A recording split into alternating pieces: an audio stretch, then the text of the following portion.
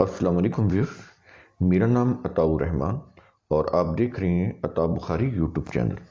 قرآن کریم کی مسلسل ایکسپوزیشن کے سلسلے میں آج ہم سورہ البقرہ کی آیت نمبر 249 کی ایکسپوزیشن کریں گے۔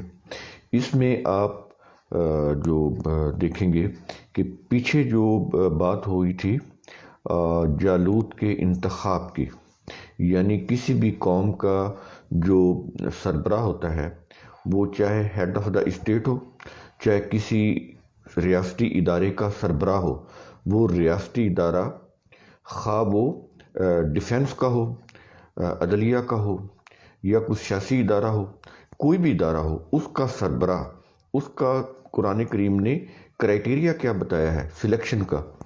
تو دو چیزیں قرآن نے بتائیں کہ وہ علم میں بھی برتر ہو، اس نے علم بھی زیادہ حاصل کر رکھا ہو دوسروں کی نسبت، اور جسمانی اور ذہنی صلاحیتیں بھی اس کے پاس زیادہ ہوں تاکہ وہ اپنے شعبے میں اچھے انداز سے کام کر سکے۔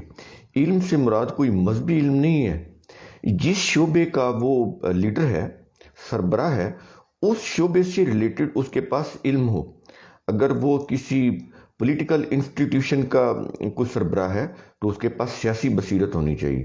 اگر وہ کسی ڈیفنس ڈپارٹمنٹ کا سربراہ ہے تو اس کے پاس ملٹری کی ضروری تربیت اور اس کی بصیرت ہونی چاہیے، جنگی ممارست ہونی چاہیے اس کے پاس، تاکہ وہ فوج کو لڑا سکے ایک پوری اسٹریٹجی کے ساتھ۔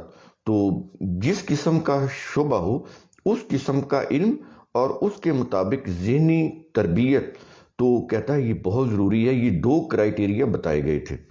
اب اس میں ایک اور چیز بتائی جا رہی ہے جو آج کی آیت ہے 249، اس کے اندر یہ چیز بتائی جا رہی ہے کہ جب کوئی خاص طور پہ جنگی موقع ہو تو اپنی فوج کو ٹیسٹ کر لینا چاہیے کہ اس کے اندر ڈسپلن کتنا ہے۔ ڈسپلن کے اندر بنیادی چیز ہوتی ہے آرڈر کو لینا، اس کو سمجھنا اور اس کے مطابق عمل کرنا۔ تو یہ بنیادی چیز ہوتی ہے ڈسپلن کے اندر، تو یہ چیز اس کے اندر بتائی جائے گی۔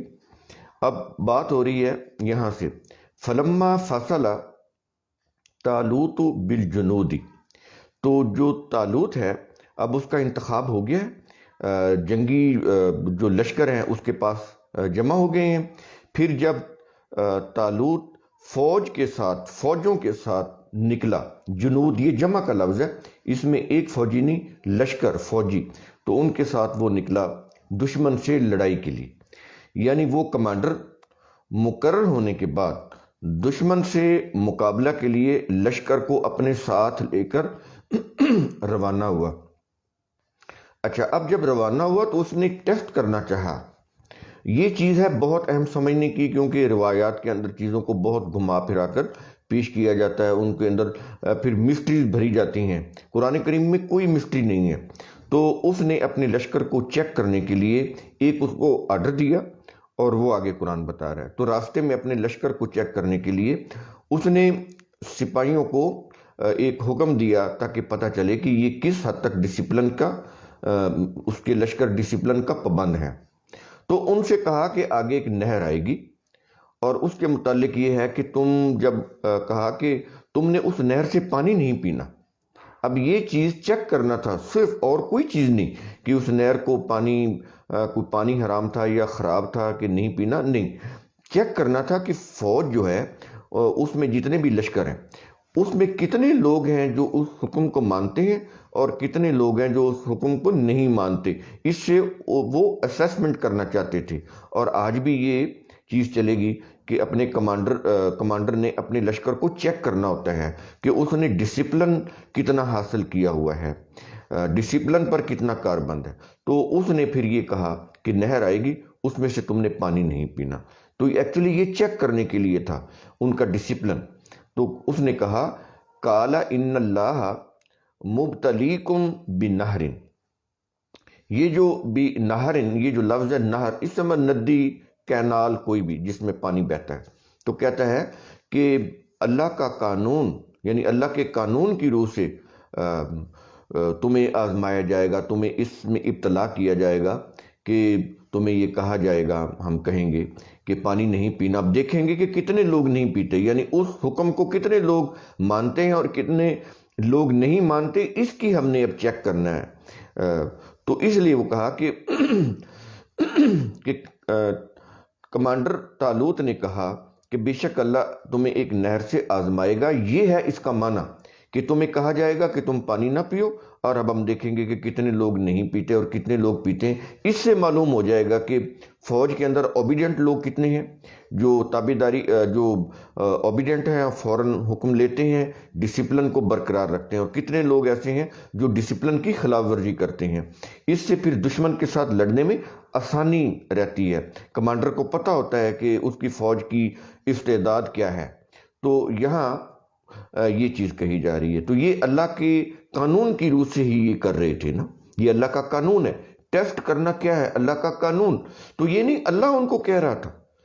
تو کالا ان اللہ مبتلیکم اس کا معنی کیا ہے کہ اللہ کی قانون کی روح سے ہم تمہارا ٹیسٹ لیں گے نہر کے پانی کے ساتھ، کہ کون لوگ، جب ہم نے منع کیا ہے تو کون لوگ نہیں پیتے اور کون لوگ پیتے ہیں۔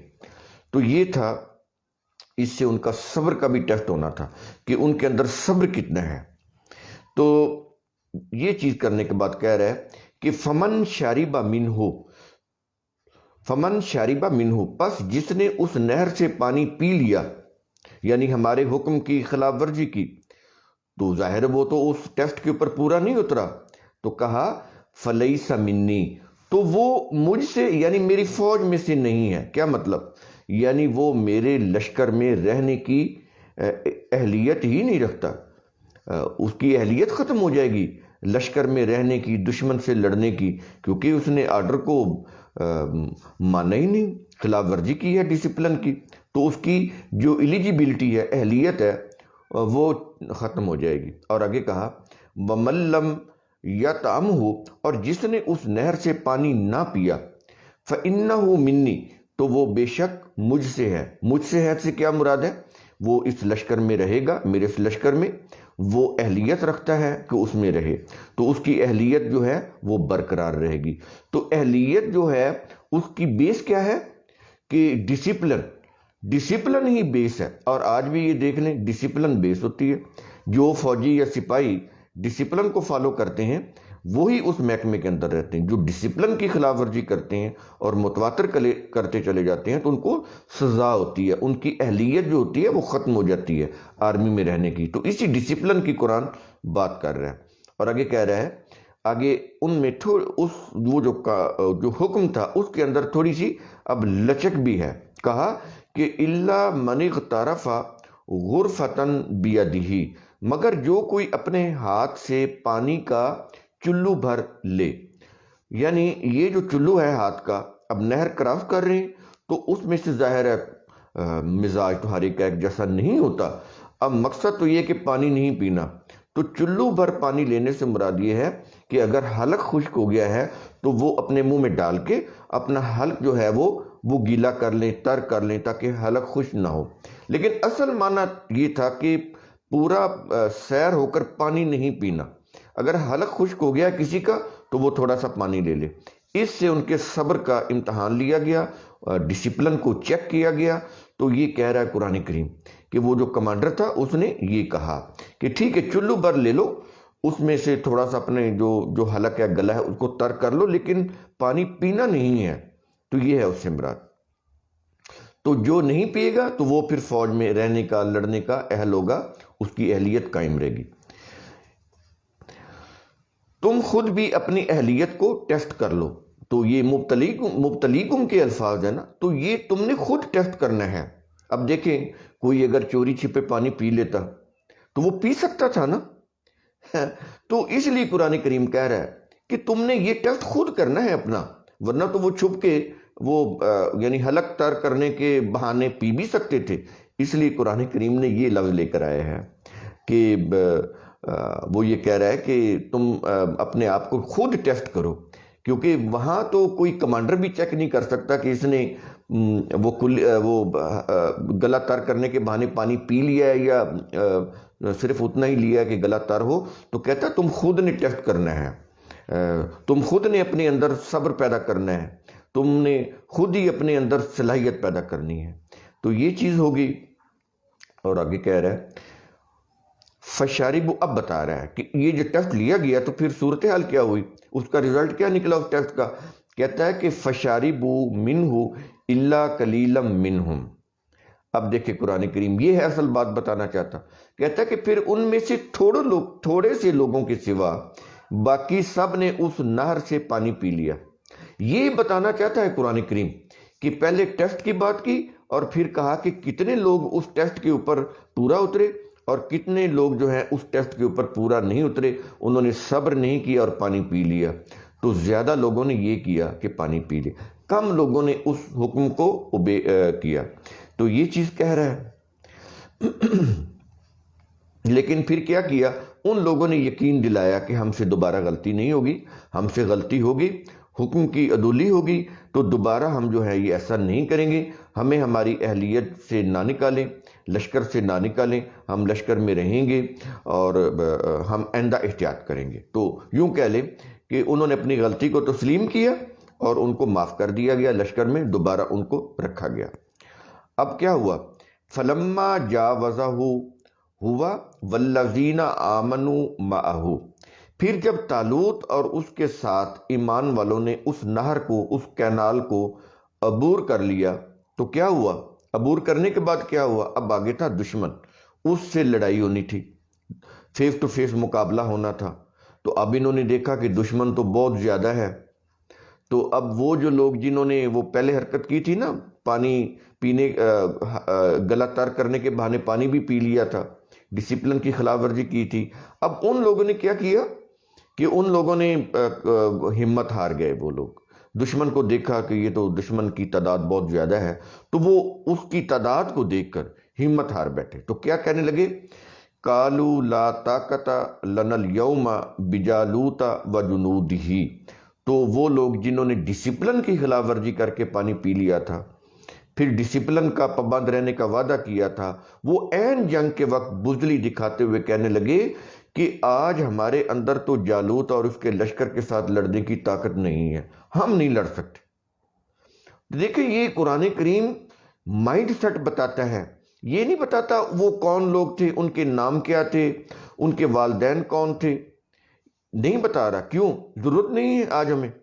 وہ مائنڈ سیٹ بتا رہا ہے جس کو سمجھانے کی ضرورت ہے، وہ روش بتاتا ہے جس کو سمجھنا بہت ضروری ہے، اس روش کی بات کرتا ہے۔ اس لیے میں کہتا ہوں قرآن کریم کا جو انداز ہے وہ عام ہسٹری کا انداز نہیں ہے، واقعہ تو یہ ہسٹری کا ہی ہے، لیکن نہیں بتا رہا کہ جن لوگوں نے پانی پی لیا تھا، خلاف ورزی کی تھی، وہ لوگ کون تھے، ان کے نام کیا تھا، ان کے نام کیا تھے، ان کے والدین کون تھے، کس علاقے کے رہنے والے تھے، کون سے قبیلے کے لوگ تھے، نہیں بتا رہا، اور کتنی تعداد میں تھے، نہیں بتا رہا۔ اس کی ضرورت نہیں ہے۔ ضرورت کیا ہے؟ اس مائنڈ سیٹ یا روش کو بتانے کی جو روش انسانوں کے لیے تباہ کن ہے، یا وہ روش بتانے کی جو انسانوں کے لیے فلاح اور کامیابی کا باعث بن سکتی۔ تو قرآن کریم وہ مائنڈ سیٹ کی بات کرتا ہے، اس کو پوائنٹ آؤٹ کرتا ہے کہ یہ ہے چیز جو سمجھنے کی ہے، قیامت تک سمجھنے کی۔ تو انہوں نے کہا طالوت سے، اپنے کمانڈر سے، کہ ہم ان کے ساتھ لڑنے کی طاقت ہمت نہیں رکھتے، یہ تو تعداد میں بہت زیادہ ہے۔ اب جب انہوں نے یہ بات کہی تو جو لوگ ڈسپلن کو فالو کرنے والے تھے، سپاہی، اب وہ کیا کہہ رہے تھے؟ انہوں نے کیا کہا؟ قال الذین یظنون انہم ملاقو اللہ۔ ان کے برعکس جو لوگ ظن رکھتے تھے، یقین رکھتے تھے کہ بلا شبہ اللہ کے قانون مکافات عمل کی روح سے ان کا مواخذہ ہوگا، وہ کہنے لگے یہ ہے جی، یہ ہے انہم ملاقو اللہ، اللہ سے ملاقات۔ اب یہ دیکھیں مذہب کے اندر تو وہ پھر اللہ کو مسند پہ بٹھاتے ہیں، اللہ کا دیدار کراتے ہیں، وہ ان کو تو خواب میں بھی اللہ کا دیدار ہو جاتا ہے، یا قیامت میں اللہ ان سے بغل گیر ہوگا۔ معراج کے اوپر بھی یہی واقعہ بنایا۔ دیکھیں قرآن کریم کی روح سے یہ ملاقو اللہ، اللہ سے ملاقات کیا ہے؟ اس کے قانون کا سامنا، کہ اس کے قانون کا سامنا کرنا پڑے گا، مواخذہ ہوگا تمہارا اس کے قانون مکافات عمل کی روح سے۔ یہ ہے اس کے معنی، یہ نہیں ہے کہ اللہ کو دیکھیں گے اور ان سے ملیں گے اور کوئی بغل گیر بھی ہوں گے، یہ معنی نہیں ہے۔ تو سمجھ آئیے ملاقو اللہ کیا ہے۔ اور آگے کہتا ہے کہ انہوں نے کہا، جن لوگوں نے ڈسپلن کو فالو کیا، ان لوگوں نے کہا کہ اللہ کے ان کا یقین تھا کہ اللہ کے قانون کی روح سے مواخذہ ہوگا، وہ کہنے لگے کم من فیت قلیلۃ، کتنی ہی قلیل جماعتیں تھیں، کتنی ہی قلیل جماعتیں گزریں، غلبت فیتن کثیرتن، جو کثیر جماعتوں پر غالب آ گئی۔ اب وہ کہہ رہے تھے، کون؟ جو لوگ ڈسپلن کو فالو کرنے والے تھے، وہ ان کو کہہ رہے تھے، جو کہتے تھے کہ تعداد بہت زیادہ ہم نہیں لڑ سکتے، جو ہمت ہار بیٹھے تھے ان سے کہہ رہے تھے کہ کتنی جماعتیں جو تعداد میں کم تھیں، اس کے باوجود جن کی تعداد زیادہ تھی وہ تھوڑی تعداد والی جماعتیں ان کے اوپر غالب آ گئیں۔ اور کیوں غالب آ گئیں؟ کیسے غالب آ گئیں؟ کس طرح سے غالب آ گئیں؟ قرآن کریم نے ایک لفظ بتایا ہے، بہت لمبی چوڑی باتیں نہیں کی، کوئی بڑی بڑی دلیلیں نہیں دیں، ایک لفظ کہا، کہتا ہے کہ وہ اس لیے غالب آ گئیں بِإِذْنِ اللہ، اللہ کے قانون کی روح سے۔ دیکھتے ہیں قرآن کریم کا کیا انداز ہے اور کتنی خوبصورتی سے بات کو سمجھاتا ہے۔ کہتا ہے کہ اللہ کے قانون کی روح سے وہ غالب آئیں، حالانکہ ان کی تعداد تھوڑی تھی، اللہ کے قانون کی روح سے۔ تو یہ قانون کیا ہے جس کی روح سے تھوڑی تعداد والے زیادہ تعداد کے اوپر غالب آ جاتے ہیں؟ کیوں ہے یہ؟ وہ قانون کیا ہے؟ وہ قانون یہ ہے کہ تم موت سے نہ ڈرو۔ پیچھے آ رہا نا حذر الموت، موت کے ڈر سے وہ گھروں سے نکل بھاگے تھے۔ کہتا ہے پہلے تو اپنے دل سے موت کا خوف نکال دو، موت سے نہیں ڈرنا، صلاحیت حاصل کرنی ہے، دفاع کی صلاحیت حاصل کرنی ہے، جنگی تربیت حاصل کرنی ہے، موت سے نہیں ڈرنا۔ یہ اللہ کا قانون ہے، بِإِذْنِ اللہ، یہ ہے اللہ کا قانون۔ تو جو قومیں دفاعی تربیت حاصل کرتی ہیں، جنگی عسکری تربیت حاصل کرتی ہیں، اس میں جتنا پھر ڈسپلن وہ حاصل کر لیتی، اتنی وہ پھر ان کی فوج جو ہے دنیا کے اوپر غالب آتی چلی جاتی ہے۔ جتنا ان کے پاس علم ہوتا ہے، جسمانی ذہنی برتری ہوتی ہے، جتنا ان کے پاس ڈسپلن ہوتا ہے، اتنی ہی وہ فوج دنیا کی دوسری افواج کے اوپر غالب آتی چلی جاتی ہے، بھلے ان کا ڈسپلن جو ہے وہ ان کی تعداد بھلے وہ کم ہی کیوں نہ ہو، ڈسپلن ہونا چاہیے۔ اب یہ دیکھیں گے جو اسرائیل ہے، اس کی افواج تھوڑی ہے لیکن پوری دنیا کو انہوں نے وقت ڈالا ہوا ہے، کیا؟ علم میں برتر ہیں اور جسمانی اور ذہنی صلاحیتوں کے اندر وہ برتر ہیں اور ڈسپلن کے اوپر وہ کاربند ہے۔ تین چیزوں کی بنیاد کو آپ آج بھی گوگل سرچ کر لیں، اسرائیل کی جو وہ فوج ہے تین چیزوں میں سپیریئر ہے، پوری دنیا کے اوپر وہ حکمرانی کر رہا ہے اسرائیل۔ کتنا پیسہ ہے عرب ممالک کے پاس، سونے کے ذخائر ہیں، اسرائیل کے پاس تو تیل بھی نہیں ہے اس کے پاس تو کچھ بھی نہیں، زمین ہے بنجر۔ تو اس کے باوجود دیکھیں کہ پوری دنیا کے اوپر وہ رولنگ کر رہا ہے، علم، جسمانی ذہنی صلاحیت، دماغی صلاحیت اور ڈسپلن، تین چیزیں جو قرآن نے بتائی ہیں، اس کو جس قوم نے بھی فالو کیا اور جتنا فالو کیا ہے اتنا ہی وہ اس دنیا میں ڈومیننٹ ہوتا چلا جا رہا ہے۔ جو بھی ملک ہے، آپ اس سے اندازہ لگائیں کہ یہ کتاب اللہ، یہ ہے کتاب اللہ، یہ چیز سمجھنے کی ہے اس کی۔ تو کہتا ہے کہ زیادہ تعداد کو نہ دیکھو، تم یہ دیکھو کہ تم نے موت کا سامنا کرنے کی کتنی صلاحیت حاصل کر لی ہے، یعنی دفاعی صلاحیت کتنی حاصل کر لی ہے، اپنی سیرت کو کتنا پختہ کر لیا ہے، ہمت، استقامت اور ثابت قدمی یہ کتنی حاصل کی ہے۔ جتنی زیادہ تم اپنی سیرت کو پختہ بناؤ گے، تمہاری آئیڈیالوجی سٹرونگ ہوگی، آئیڈیالوجی کے اوپر جتنا زیادہ تمہارا اعتماد ہوگا، بھروسہ ہوگا کہ یہی حق کا راستہ ہے، پھر اس کے اوپر جب تم استقامت کے ساتھ چلو گے، ثابت قدمی کے ساتھ چلو گے، مسلسل پہم اس کے اوپر متواتر کانسٹنٹلی کنسسٹنسی کے ساتھ اس کے اوپر چلتے چلے جاؤ گے، تو پھر یہ ہوگا کہ تم تعداد میں کم بھی ہوگے تو تم وہ جو کمی ہے پوری کر لو گے اور زیادہ تعداد کے اوپر تم غالب آ جاؤ گے۔ یہ چیزیں ہیں جو تم نے اپنے اندر پیدا کرنی ہے، اور اس میں کیا چیزیں؟ بنیادی تین چیزیں میں نے بتائیں، اور اس کے ساتھ پھر یہ چیزیں آتی ہیں، موت کا خوف بھی ختم ہو جاتا ہے، استقامت بھی آ جاتی ہے، اس کے اندر ثابت قدمی بھی آ جاتی ہے، ہمت بھی آ جاتی ہے، حوصلہ بھی آ جاتا ہے، انرجیٹک ہو جاتا ہے انسان ان چیزوں سے۔ تو یہ چیزیں، تین چیزیں جو میں نے ابھی بتائیں ان کی روح سے، اور آگے کہہ رہا ہے کہ جب یہ تین چیزیں تم حاصل کر لو گے تو کہتا ہے کہ واللہ مع الصابرین، تو پھر ڈسپلن کے ساتھ، کنسسٹنسی کے ساتھ جو قوم جو فوج جد و جہد کرے گی، اسٹرگل کرے گی، تو کہتا ہے کہ اللہ کا قانون یہ ہے کہ وہ ان صابرین کا ساتھ دیتا ہے۔ واللہ مع الصابرین، اللہ کا قانون صبر کرنے والوں کے ساتھ ہوتا ہے۔ صبر کرنے والے کون ہوتے ہیں؟ جو صبر کے ساتھ علم حاصل کرتے ہیں، جو صبر کے ساتھ جسمانی دماغی صلاحیتیں حاصل کرتے ہیں، جو صبر کے ساتھ اپنی فنی جو قابلیت ہے وہ اپنے اندر پیدا کرتے ہیں۔ فوج میں ہے تو فوجی قابلیت، سیاست میں ہے تو سیاسی قابلیت، عدالت میں ہے تو قانون حاصل کرنے کی، قانون کو سمجھنے کی، اس کو امپلیمنٹ کرنے کی قابلیت۔ تو یہ جو لوگ اپنے اندر صبر کے ساتھ قابلیت حاصل کرتے ہیں، یعنی ہر قسم کی دشواریوں سے وہ لڑتے ہوئے، ہر قسم کی مصائب پریشانیوں کو عبور کرتے ہوئے جو لوگ ثابت قدمی کے ساتھ، استقامت کے ساتھ، پرماننسی کے ساتھ وہ چلتے چلے جا رہے ہوتے ہیں اپنی ٹارگٹ کی طرف، تو وہ لوگ جو ہیں ان کا پھر جو اللہ کا قانون ہے وہ ساتھ دیتا ہے۔ وہ پھر آخرکار اپنی منزل پر پہنچ جاتے ہیں اور وہ غلبہ اور اقتدار حاصل کر لیتے ہیں۔ یہ چیز اس آیت کے اندر کہی جا رہی ہے۔ بظاہر آپ اس کو ثواب کی روح سے نیت سے پڑھ کے چلے جاتے ہیں، کچھ سمجھ نہیں آتا۔ تو یہ چیزیں ہیں، اس طرح سے قرآن کریم کو سمجھا کریں۔ تو قرآن کریم کا اصول ثم تتفکروا، آپ غور و فکر کیا کریں، یہ بنیادی چیز ہے۔ شکریہ۔